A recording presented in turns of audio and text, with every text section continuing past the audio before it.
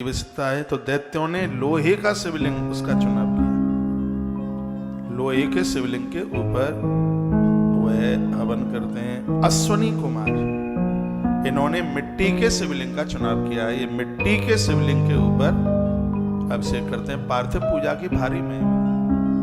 मिट्टी के शिवलिंग कैसे तैयार किया जाते हैं? किसी सरोवर पोखर की मिट्टी ली जाती है। सुन ले एक बार, गहरी उसमें से ली जाए जिसमें पानी भरा हुआ है, तो उसमें से मिट्टी लीजिए, फिर उसको सुखाइए। फिर जो वो खूब सूख जाए फिर उसको बारीकी में बिल्कुल पीसा जाता है। बारीक, एकदम बारीक। आटा छानने वाली चलनी में उसको छान लीजिएगा। फिर उस मिट्टी को, फिर उस मिट्टी में दूध, गंगाजल, गन्ने का रस, जो चीजें हैं उसको उसमें डाल करके फिर उसको गूंथिएगा। फिर उसके शिवलिंग बनाए जाते हैं। कितने बड़े बनाए जाते हैं? अंगूठे के बराबर तो ये होती है ऊंचाई, और उंगली, छोटी उंगली, कन्या उंगली इसको कहते हैं, कनिष्ठिका, इसके बराबर होती है मोटी। बहुत लोग तो इतना मोटा मोटा थोप देते हैं। ऊंचाई हो इतनी, इतनी नहीं, इतनी अंगुष्ठ मात्रम, अंगूठे के बराबर उसकी ऊंचाई हो और मोटाई हो, ये कनिष्ठिका उंगली के बराबर। जो पार्थिव शिव पिंडियां, शिवलिंग जो बनते हैं,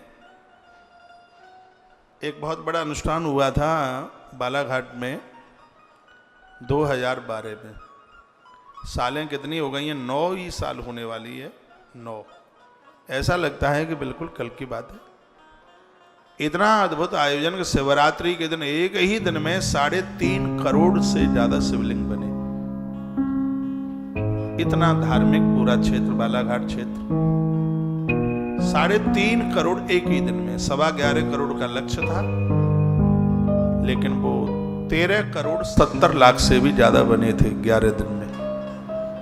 बहुत अद्भुत अनुष्ठान था, आयोजन था। संस्कार टीवी पर इस पूरी कथा का लाइव टेलीकास्ट था, सीधा प्रसारण था। तुम थे शायद, समय तुम बहुत बच्चे थे।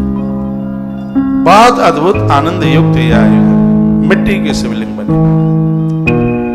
तो आप ये मत सोचिएगा कि मिट्टी के शिवलिंग मनगढ़ंत है, नहीं, इसका बहुत बड़ा प्रभाव है। अश्वनी कुमार बहुत बड़े वैद्य बन गए। मिट्टी के शिवलिंग पर वह अभिषेक करते हैं। मिट्टी के शिवलिंग रोज बनाए जाते हैं, रोज इनको विसर्जित किया जाता है नदी में। शिव महापुराण में बहुत बड़ी महिमा है मिट्टी के शिवलिंग। इसको पार्थिव पूजा कहते हैं।